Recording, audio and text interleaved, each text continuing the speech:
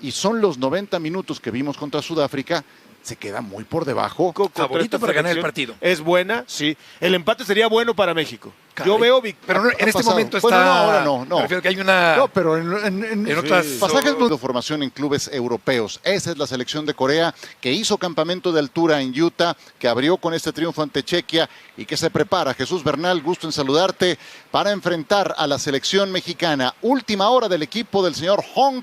Te saludamos y te escuchamos. ¿Qué tal, Ciro? Saludos para ti, para Beto, para Gus. Muy buena tarde. Fíjate que a pesar de esto que comentas y de la victoria contra Chequia, el ambiente no ha sido el mejor en las últimas horas aquí en Verde Valle. Hay una polémica muy grande entre la prensa coreana y el capitán Heung-min Son. Hace algunos días se estaba transmitiendo un directo, un en vivo desde el entrenamiento, y algunos periodistas criticaban el hecho de que Heung-min Son no cumplió con el servicio militar tal y como lo establece la ley, que es de 2 años. Lo eximieron, simplemente estuvo 3 semanas porque quedaron campeones de la Copa Asiática en 2018. Trascendió, se generó un escándalo en Corea y como represalia el grupo se puso de acuerdo para no atender a la prensa. Ayer había atención, no se presentó ningún jugador. De igual manera el día de hoy no se presentó ningún jugador. Bueno, los periodistas tuvieron que reunirse directamente con la gente de la federación y con el propio capitán para hablar de esta situación. Aceptó Heung-min Son la disculpa por parte de la prensa coreana, pero el tema sigue todavía igual. Van a analizar si pronto pueden regresar las conferencias. Raro porque el equipo ganó, pero evidentemente este tema molestó bastante a Heung-min Son. Aquí tenemos tensa calma, a veces fricciones, pero no tanto como un divorcio tan abiertamente marcado entre reporteros y selección, en este caso la coreana. Se ha pasado, ¿no? También. Ahí no va a pasar, claro. Pero no, en este momento está... Bueno, no, ahora no. Me refiero que hay una... No, pero en otras pasajes mundialistas hemos tenido de todo. Claro, que sí. claro. ¿No? Entre que a veces la crítica puede ser desmedida o burlesca, y por otra parte la piel puede ser muy delgada del jugador para no aceptar alguna crítica, o porque piensan que a lo mejor no hay el sustento en la crítica, ¿no? La falsa creencia correcto, de que no debes de criticar porque eso se traduce en falta de apoyo a la selección, ¿no? Exacto. Que son cosas totalmente diferentes. Ese es un punto muy importante porque yo creo que el periodista no debe ser propagandista de la selección mexicana de fútbol. Pero estamos hablando de los coreanos que están peleados con los periodistas coreanos. No hay entrevistas para ellos, como bien apunta Jesús en este día. Y te preguntaría, yo creo que debe cambiar, no al portero, aunque estuvo titubeante, me refiero a la selección mexicana, pero sí en la media cancha seguramente habrá cambios. Ahora bien, ¿a qué hora se abrirán las puertas, Jesús, el jueves? Tomando en cuenta que el partido es nocturno y que seguramente el tráfico aumentará en Guadalajara para este segundo partido del equipo mexicano contra Corea del Sur. ¿Qué tal, Beto? Saludos. Fíjate que la dinámica va a ser exactamente igual. Hay suspensión de clases y suspensión de labores en oficinas de gobierno, además de la sugerencia a las empresas que puedan realizar home office, que así sea para el próximo día jueves. El estadio para la prensa se abre 4 horas antes, o sea, a las 3 de la tarde ya estará abierto. Para el público en general, 3 horas antes, a partir de las 4. En lo que fue el partido anterior entre Corea y el equipo de Chequia, todo fluyó bien, no hubo contratiempo, justo por esta medida de suspender las actividades. Entonces, se ha determinado que sea exactamente igual el operativo para el compromiso de este jueves. Sí, ese primer compromiso que curiosamente lució con muchas butacas vacías. He visto todos los demás con estadios llenos, salvo este. Que fue el segundo, el mismo 11 de junio. Jesús, ¿quieres agregar algo más a tu reporte? Solamente platicarles que por ahora Corea tiene equipo completo, los 26 seleccionados están trabajando al parejo, así es que de no pasar nada raro, va con carro completo ante el equipo mexicano. Perfecto, Jesús, muchas gracias, un saludo. Pues no cabe duda que pasa hasta en las mejores familias, también con la selección de Corea, ese divorcio del que nos hablaba nuestro compañero Jesús Bernal, pero futbolísticamente con una imagen, Gustavo, bastante agradable la que dejaron en ese partido contra República Checa. Un conjunto más consolidado que sabe jugar por carriles interiores, que sabe botarse entre líneas, que sabe profundizar y que tiene gente de muy buen pie. A mí me encantó Kang In Lee en esa presentación. Habría que ver cuál fue el motivo del conflicto. Seguramente algo de la crítica que no les habrá gustado. Lo que mencionaba decía, servicio militar. Del servicio militar, pero porque no es un argumento futbolístico, quizá pueda ser lo que le moleste a los jugadores de Corea. Yo sí creo que es favorita Corea ante México. Ya sé, volviendo a lo de que no le gusta luego a la prensa o mejor dicho al futbolista o a la selección o a la federación, que uno vierta este tipo de opiniones o críticas. A mí, por trabajo, por los jugadores, la central que tiene del fútbol alemán, los mediocampistas que tienen de diferentes partes del mundo, obviamente Son, que ya no está en su mejor nivel, pero sigue siendo un delantero de otro nivel. Él sí estuvo en la elite durante muchos años en un equipo AAA y era un jugador determinante dentro de ese equipo en su top. Entonces, yo sí veo a Corea favorito. Para mí el empate de México contra Favorito esta para ganar el selección partido. es buena, sí. El empate sería bueno para México. Caray. Yo veo victoria de la selección coreana Caray. en este juego cantado. Qué fuerte. Creo que tiene mucho más argumentos, más variantes, mejor mediocampo, físicamente los veo mejor. En juego por alto, que es donde le cuesta mucho a la táctica fija en contra a México, los veo superiores también. Yo marcaría, es más, lo tengo en mi quiniela marcado a Corea como favorito a ganar. Y el equipo mexicano viene de alguna manera desencanchado, quizá no es el término exacto, pero con un ritmo diferente al de los coreanos, porque México enfrentó un equipo francamente muy limitado, Ciro, que fue de Sudáfrica, no le pudo ganar con claridad, le ganó de manera cumplidora, 2-0, pero me parece que no fue convincente la actuación del equipo mexicano. Con respecto a la cuestión de la prensa, un último recuerdo, porque yo creo que el aficionado que somos, tenemos que cambiar la cachucha cuando analizamos el comportamiento y el desempeño de la selección mexicana de fútbol y dejamos de ser ese aficionado para convertirnos en el analista, el periodista que observa lo que hace la selección y que lo critica. Pero en el pasado también recuerdo intervención, injerencia de la prensa, incluso en la selección mexicana, con Nacho Matus, por ejemplo, Ciro, en los primeros años 70, injerencia directa en las alineaciones de la selección mexicana. En las alineaciones. Premundial de Haití. Ah, bueno, premundial. Habrá muchos, sí, porque ni siquiera se clasificó al Mundial de 74. Y si nos vamos un poquito más atrás, Manuel Seide, un crítico veracruzano con una excelente pluma, pero ciertamente ácida, que puso aquel calificativo que tanto se ha reprobado y que ya no se quiere utilizar ahora, de los ratones verdes. O sea que es interesante analizar la relación prensa-selección a lo largo de las décadas. Yo no dejaría de lado el que México está obligado a ganar este partido. Sí está. Sí, yo puedo estar de acuerdo en que va a ser un partido más complicado, que Corea tiene más argumentos. Basta con ver ese, si no se vio en la preparación, está bien, era difícil. Y los juegos en Salt Lake City eran muy complicados de ver. Con trabajos veías algunos resúmenes en YouTube narrados por coreanos o sin narración, ¿no? Pero vaya, muchos de esos jugadores han hecho una carrera en Europa y te das cuenta lo bien que juegan. Pero aún así yo creo que México sigue estando obligado a ganarlo. Sí. Tiene la condición de local, sus traslados han sido mínimos, no han tenido que hacer campamento de altura en ningún otro lado. México tiene que ganar el partido. Voy a usar tus palabras. ¿Estaba obligado hoy España a ganarle a Cabo Verde? Por supuesto, por supuesto. Sí, no pasó, ¿no? Entonces, no, claro. Puede pasar de la obligación cosa. Por todo lo que tú dices, sí. Por supuesto que México tiene esa responsabilidad. Por supuesto. Y más de darle en el debut de un mundial en nuevo estadio a su gente en Guadalajara y todo lo que tú me digas. Pero yo los argumentos futbolísticos de uno y otro equipo veo superior a la selección coreana. Sí, no, yo los veo, yo también lo alcanzo a ver un poco arriba. ¿Tú ves empate o ves victoria mexicana? Pues me gustaría pensar en una victoria mexicana. ¿Te gustaría pensar de manera positiva? Pero creo que va a ser difícil que se logre. Pero tu periodista, ¿qué dice? Por eso. Yo digo que México no lo gana. Lo dije también desde que vi a la selección de Corea. Dije, les vino todo muy bien. Ahora, cada partido es diferente. Sí. Cada partido es diferente y habrá que ver cómo se implementa. Porque también digo, si después de 8 juegos amistosos durante todo el año, después de una larga concentración que se tuvo para hacer equipo, para sumar en lo colectivo, después de todo lo que se ha trabajado en este ciclo con Javier Aguirre, llega la puesta en escena y son los 90 minutos que vimos contra Sudáfrica, se queda muy por debajo de todos los esfuerzos realizados, sacrificar una liguilla, ir a jugar a Panamá, ir a jugar a Bolivia, etcétera, etcétera, etcétera, que ocurrió durante este semestre. México está obligado a subir 2 peldaños su forma de juego, porque dejó que desear en el partido contra Sudáfrica. Mucho dejó que desear. Se quedó corto, quedó a deber el equipo mexicano frente a Sudáfrica. En esta proyección numérica que hicimos hace algunas semanas de 7 puntos en lo personal de la primera ronda para el equipo mexicano, se tiene que ir reconsiderando sobre la marcha.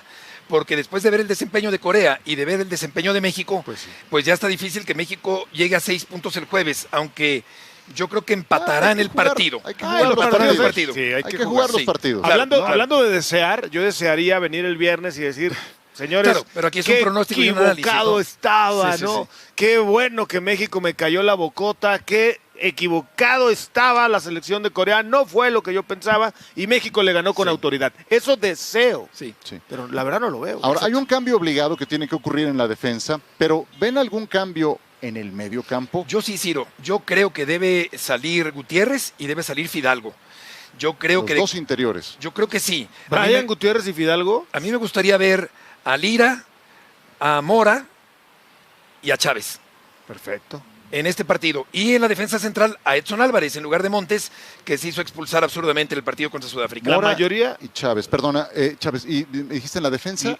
Edson, Sí, Edson Álvarez como central. Edson. Sí. perdón. Yo vería, fíjate, Javier Aguirre y la No sé mayoría si de los Sánchez.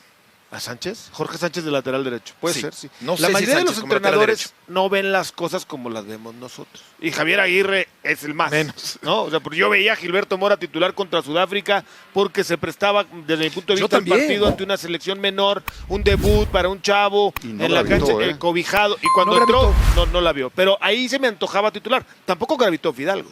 No, ¿no? por eso. Entonces, Pero yo creo que Mora no gravitó porque cuando entró Mora ya iban 2-0. Y yo creo que ahí... ya había Claro, la intención ahí ya reculado fue un poco el recular, sobrellevar, tocar Sí. lateral y por eso creo que no brilló tanto Mora. Puede ser. En una circunstancia diferente, Ciro, me parece que Mora sí tiene que ser ese hombre que vaya al frente del proponedor y el arquitecto de los ataques del equipo mexicano. ¿Cuál es el partido más fuerte en el pronóstico, según ustedes, de Javier Aguirre? O sea, ¿cuál él dice de la fase El de del grupos? jueves. El que viene. Bueno, entonces el jueves tendría que poner su 11 más consagrado. Mira, ahí lo más importante, yo creo, me propones a Mora, a Chávez y a Edson de arranque. Y sí, Sí. Ninguno de los tres tuvo un semestre limpio de Cierto, lesiones. cierto. Y la verdad es que los tres entraron de cambio en el juego contra Sudáfrica y a ninguno lo vi en ritmo. A ninguno, me parece. Sí. Y tiene esa explicación, Sí, ¿no? sí, es verdad. ¿Qué diferencia con Quiñones? Quiñones viene en la parte más alta de su rendimiento. O sea, le tocó en la curva, en la parte, en la cresta. Y lo ves y ¡fum! Entró como bala al partido. yo quiero pensar, Ciro, que no los viste tan en plenitud, Tan afilados. tan afilados, tan brillantes, por la circunstancia del partido, por el contexto del partido y por la forma de pensar táctica de Javier Aguirre. Por eso es que Mora no tuvo un papel protagónico como todos hubiéramos deseado cuando entró al terreno de juego en el segundo Y tiempo. tendría una Yo creo. explicación también por las convalecencias También que han puede tenido. ser, sí. Son finalmente Sí, que no vasos esté al comunicantes, 100%, ¿no? que han tenido Claro. durante este semestre. Muy bien, pues queda todavía más tiempo para seguir hablando de este partido que viene el jueves. No les voy a mentir, hay movimientos que emocionan a cualquier aficionado de Chivas, pero hay otros que te hacen detenerte un momento y pensar, ¿será esta la pieza que le faltaba al equipo? Porque mientras todo México está pendiente de la Copa del Mundo, mientras las cámaras apuntan a la selección mexicana y los reflectores están sobre los grandes nombres, en Guadalajara se está cocinando algo que podría cambiar muchas cosas para el Apertura 2026. Y es que cuando un jugador se despide de un club de manera tan emotiva, normalmente significa que una nueva historia está por comenzar. Jordan Carrillo prácticamente ya cerró un capítulo importante de su carrera y todo apunta a que el siguiente será vestido de rojo y blanco. Pero aquí quiero detenerme un momento. Porque más allá de los comunicados, de los anuncios oficiales y de las fotografías con la camiseta, lo verdaderamente importante es otra cosa. ¿Qué versión de Jordan Carrillo llegará a Chivas? Porque muchos aficionados recuerdan al jugador talentoso, al futbolista con calidad, al mexicano que en algún momento fue considerado una de las grandes promesas de nuestro fútbol. Pero también hay quienes creen que todavía tiene una deuda pendiente con su carrera. Y siendo sinceros, ¿no creen que Chivas se está convirtiendo en el lugar perfecto para que varios jugadores vuelvan a creer en sí mismos? Yo veo algo muy interesante. Gabriel Milito parece estar construyendo un equipo diferente. Un equipo más competitivo. Un equipo con más variantes. Un equipo que ya no quiere depender solamente de uno o dos futbolistas. Y la llegada de Jordan Carrillo encaja perfectamente en esa idea. Ahora bien, tampoco podemos caer en el error de pensar que por llegar a Chivas automáticamente todo saldrá bien. La presión en Guadalajara no es la misma que en cualquier otro club. Aquí cada partido se analiza. Cada error se critica. Cada buena actuación se celebra como si fuera una final. Y eso puede ser una ventaja o una carga. Depende del jugador. Por eso quiero preguntarles algo. ¿Ustedes creen que Jordan Carrillo llega para ser titular indiscutible? ¿O todavía tendrá que ganarse el puesto poco a poco? Porque yo sinceramente creo que la competencia será durísima. Milito tendrá muchas opciones. Y eso es precisamente lo que ilusiona a la afición. Durante años se habló de que Chivas necesitaba profundidad en su plantilla. Hoy parece que la directiva está intentando responder a esa exigencia. Y aquí aparece otro detalle que me llamó muchísimo la atención. Jordán se despidió agradeciendo la confianza que recibió en un momento complicado de su carrera. Eso dice mucho, porque cuando un jugador recupera la confianza, recupera también algo que muchas veces vale más que cualquier talento, la seguridad para competir. Y si Chivas logra aprovechar esa versión del futbolista, cuidado, porque podríamos estar hablando de uno de los movimientos más interesantes del mercado. Ahora, tampoco olvidemos que Jordán no llega solo. Ya hay otros movimientos, ya hay refuerzos, ya hay nuevas caras. Y poco a poco empieza a aparecer una versión renovada del Guadalajara. Una versión que parece tener una misión muy clara. Volver a pelear por cosas importantes. Volver a competir contra cualquiera. Volver a hacer sentir orgullosa a una afición que lleva tiempo esperando un proyecto sólido. Pero aquí viene la gran pregunta. ¿Será suficiente? Porque traer jugadores es una cosa. Convertirlos en un equipo ganador es otra completamente diferente. Y ahí es donde Gabriel Milito tendrá el desafío más grande de todos. Transformar nombres en resultados. Transformar ilusión en victorias. Transformar expectativas en títulos. Y hablando de expectativas, lo que está pasando alrededor de Chivas no termina aquí. Porque mientras algunos aficionados ya celebran la llegada de Jordán Carrillo, hay otro debate que está incendiando a la afición rojiblanca y también a toda la selección mexicana. Un debate que involucra a un portero. Un debate que involucra a una leyenda. Y un debate que podría explotar todavía más antes del próximo partido del Tri. Porque cada vez hay más personas preguntándose algo que hace unos años parecía imposible. ¿De verdad Tala Rangel ya está por encima de Guillermo Ochoa? Y créanme, lo que se está diciendo sobre ese tema está generando muchísimo ruido. No sé ustedes, pero hay debates que simplemente nunca desaparecen del fútbol mexicano. Pasan los años. Cambian los entrenadores. Cambian las generaciones. Cambian los jugadores. Pero hay ciertas discusiones que siempre regresan. Y una de ellas acaba de explotar nuevamente. Porque cuando escuché que alguien afirmaba con total seguridad que Tala Rangel está por encima de Guillermo Ochoa, inmediatamente pensé una cosa. Esto va a dividir a todo México. Y es normal. Estamos hablando de una leyenda de la selección mexicana. Estamos hablando de un portero que defendió la camiseta nacional durante años. Un arquero que apareció en mundiales. Que salvó partidos imposibles. Que dejó imágenes que quedaron grabadas para siempre en la memoria de los aficionados. Pero también estamos hablando de otra realidad. El fútbol no vive del pasado. El fútbol vive del presente. Y ahí es donde comienza el verdadero debate. Porque una cosa es respetar la trayectoria de Memo Ochoa. Y otra muy diferente es analizar quién está mejor hoy. Y aquí quiero hacer una pausa. Porque seguramente muchos de ustedes ya tienen una opinión muy clara. Algunos dirán, jamás voy a poner a Tala por encima de Ochoa. Otros dirán, el momento de Tala es mejor y merece la oportunidad. Y sinceramente, creo que ambas posturas tienen argumentos válidos. Porque nadie puede borrar la historia de Guillermo Ochoa. Nadie. Pero tampoco podemos ignorar lo que está haciendo Raúl Rangel. Y aquí es donde la situación se vuelve interesante para los aficionados de Chivas. Porque durante mucho tiempo se habló de que el Guadalajara necesitaba producir jugadores capaces de convertirse en figuras de la selección mexicana. Hoy parece que Tala está recorriendo exactamente ese camino. Y eso genera ilusión. Mucha ilusión. Porque no estamos hablando solamente de un portero. Estamos hablando de un futbolista formado en casa. Un jugador que conoce perfectamente lo que significa cargar con la presión de vestir la camiseta rojiblanca. Y créanme, la presión en Chivas no es poca cosa. Por eso me llama la atención cómo ha reaccionado Tala ante todo esto. Porque cada vez que sale a la cancha sabe perfectamente que será comparado. Comparado con Ochoa. Comparado con otros porteros.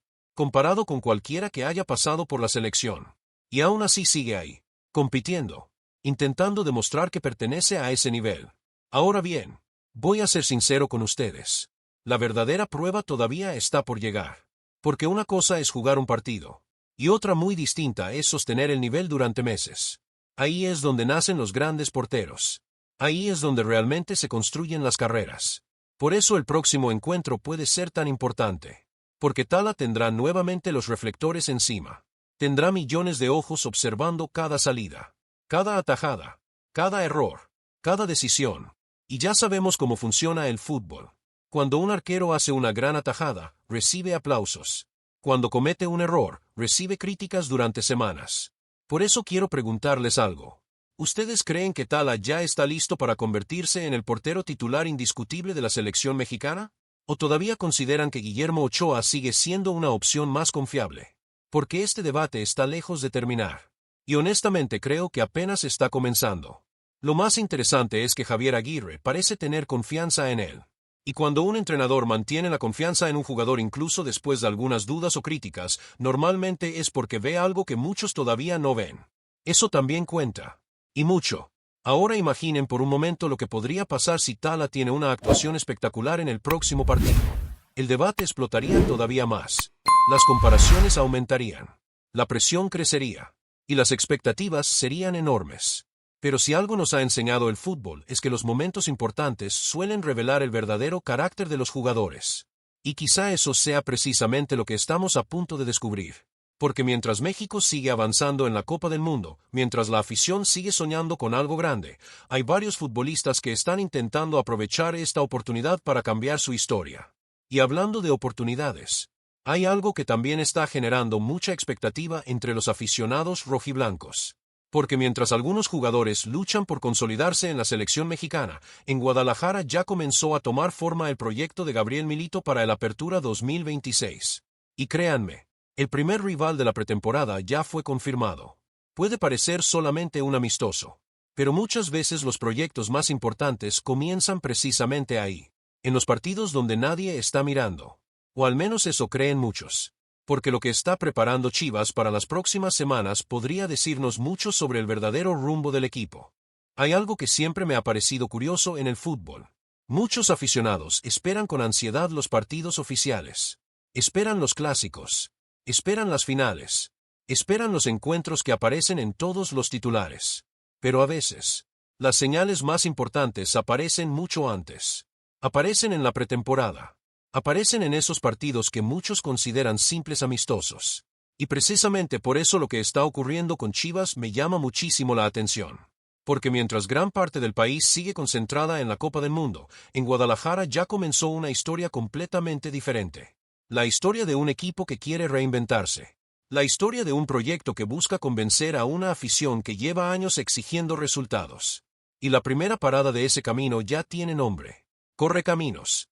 Sí, muchos dirán, es solo un amistoso. Es solo pretemporada. No significa nada. Pero yo no estoy tan seguro. Porque cuando llega un nuevo torneo, cuando llegan nuevos jugadores, cuando aparece una nueva ilusión, cada detalle comienza a importar. Y aquí quiero hacerles una pregunta. ¿Cuántas veces hemos escuchado que Chivas viene más fuerte que nunca?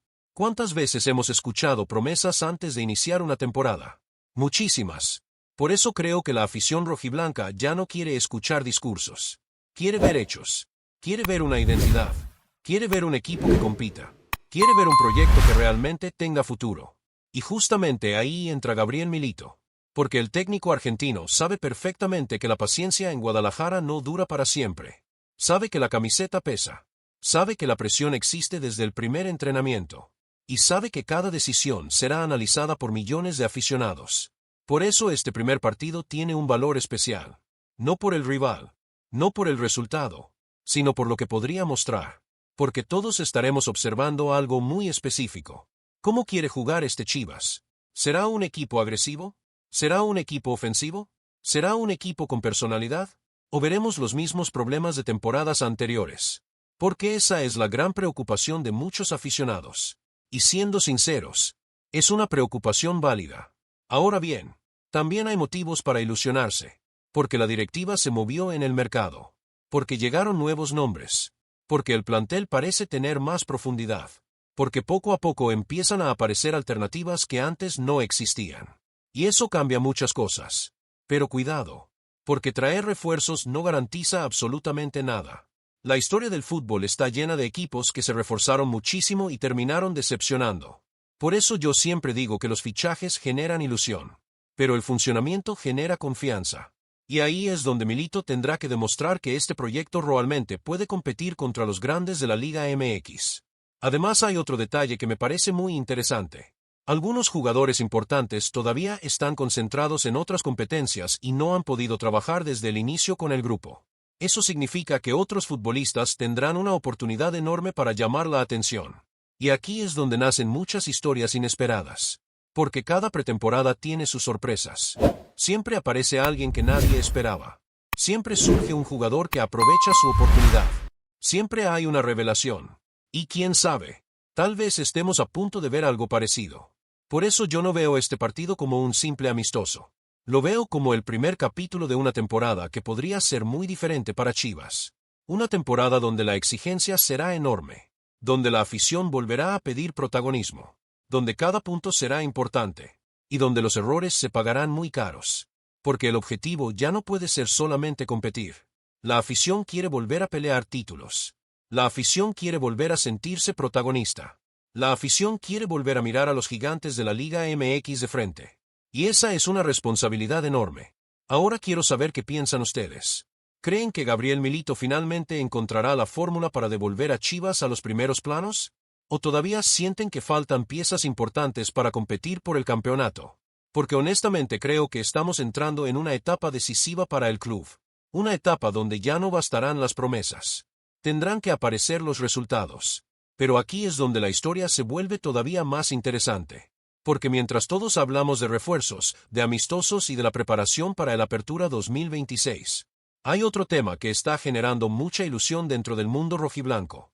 Y tiene que ver con algo que siempre ha distinguido a Chivas. Su cantera. Porque Gabriel Milito acaba de tomar una decisión que podría abrirle la puerta a varios jóvenes que sueñan con convertirse en las próximas figuras del Guadalajara.